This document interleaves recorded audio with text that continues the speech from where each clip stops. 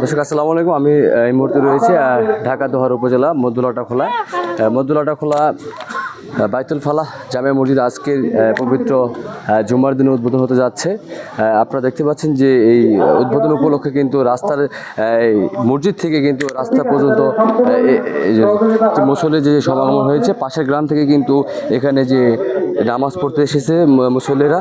তো আমরা কিন্তু আপনার সেই দৃশ্য দেখাচ্ছি যে এখানে যে নতুন অবস্থা বাইতুল মদ্দুলাটা খোলার যে রাস্তার সাথে আছে মদ্দুলাটা খোলা বাইতুল ফালাহ যে জামের মসজিদটি কিন্তু ভরাট হয়ে কিন্তু বাইরে এখন পর্যন্ত বাইরে আপনারা দেখতে পাচ্ছেন যে এখানে বাইরে রয়েছে কিন্তু অনেক মুসল্লি, জায়গা কিন্তু সংকীর্ণত হয়েছে এখনও। আসলে আজকে যে এই মসজিদটি মদ্দুলাটা খোলার যে গ্রামবাসীর উদ্যোগে যে মসজিদ হয়েছে সেটা কিন্তু মুসল্লিরা পাশের গ্রাম যে তরুণদের যে মুসল্লি কিন্তু আমরা লক্ষ্য করছি যে এখানে কিন্তু অনেক তরুণ মুসল্লি রয়েছে।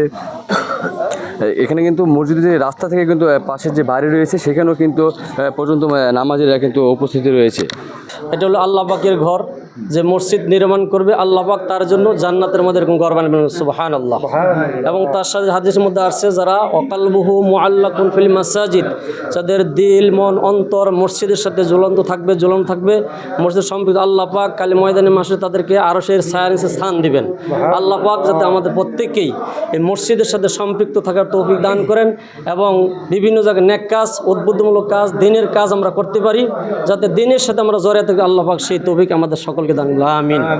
আলহামদুলিল্লাহ, আল্লাহ দরবার শুকরিয়া যে আল্লাহ তাআলা আমাদেরকে মদ্দুলাটা খোলা বাইতুল ফালাহ জামে মসজিদ নামে একটা মসজিদের জন্য কিছু মানুষের অক্লান্ত পরিশ্রমের মাধ্যমে এবং একজন ইটালি প্রবাসী তার পরিবার মিলে একটা জায়গা দিয়েছে, যেটা থেকে আমরা একটা মসজিদ নির্মাণ করতে পেরেছি। আজকে জুম্মার নামাজে প্রথম নামাজ দিয়ে শুরু করা হয়েছে।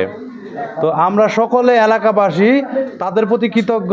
আলহামদুলিল্লাহ, আমরা এই মসজিদটা পেয়ে সবাই উপকৃত হয়েছি এবং আনন্দ চিত্রে সকলে আমরা আজকে জুম্মার নামাজটা আদায় করতে পারছি এবং অত্র এলাকার সকল ধর্মপ্রাণ মানুষ এই আসানের সাথে মসজিদে নামাজ পড়তে পারবে। কাছে হওয়াতে আসা যাওয়া সকল দিক দিয়েই সুযোগ সুবিধা আমরা পাবো। তো সকলের কাছে আকুল আবেদন যে আমাদের এই মসজিদটা যেন সুন্দর এবং একটা পরিবেশ বজায় থাকে, সকলের কাছে দোয়া চাই। আর পাশাপাশি এখানে আমাদের অনেকগুলি কাজও এখন তৈরি বাকি আছে। যদি কোনো মহোদয় ব্যক্তি চায় এখানে দান করতে পারে মসজিদের উন্নয়নের জন্য। তো এই ক্ষেত্রে বলতে হয় যে এই মসজিদটা যারা জায়গাটা দিয়েছেন তাদের জায়গার পরিমাণটা হচ্ছে 6.66 শতাংশ। 6.66 শতাংশ জায়গার মধ্যে এই মসজিদের ইটা করা হয়েছে, বাউন্ডারি করা হয়েছে, টিন সেট একটা মসজিদ করা হয়েছে। তো এখন অবধি আমাদের 7 লাখ টাকার উপরে আমাদের খরচ হয়েছে। পাশাপাশি অনেকে সিমেন্ট, বালু, ইট এগুলি তারা নিজস্ব অর্থায়নে দিয়েছে। আর এখন তো আমাদের অনেকগুলি কাজ বাকি আছে, অজুখানা, গোসলখানা, ওয়াশরুম, যে টয়লেট, পেশাবখানার এগুলি, পাশাপাশি মসজিদের ভিতরে সেলিং, বিদ্যুতের কাজ, বারান্দার কিছু কাজ এবং মসজিদের সামনের কিছু কাজ, এই অনেকগুলি কাজ আমাদের পেন্ডিং আছে। এগুলো আমরা আস্তে আস্তে করে নেব ইনশাআল্লাহ। সকলের কাছে দোয়া চাই।